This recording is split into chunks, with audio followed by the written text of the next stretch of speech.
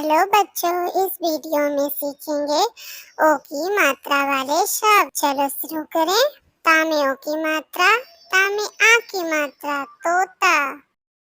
मा में ओ की मात्रा रा मोर। हा में ओ की मात्रा ठा होठ। ला में ओ की मात्रा, टा में आ की मात्रा लोटा। घा में ओ की मात्रा, ड़ा में आ की मात्रा घोड़ा। ना में ओ की मात्रा टा नोट। ढा में ओ की मात्रा ला ढोल। डा में ओ की मात्रा रा डोर।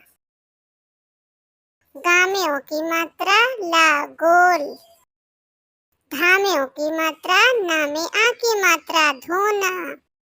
रा में ओ की मात्रा, ना में आ की मात्रा रोना। मा में ओ की मात्रा, टा में आ की मात्रा मोटा। ठा में ओ की मात्रा सा ठोस। ला में ओ की मात्रा गा लोग। सा में ओ की मात्रा, ना में आ की मात्रा सोना। फा में ओ की मात्रा ना फोन। का में ओ की मात्रा टा कोट। चा में ओ की मात्रा रा चोर।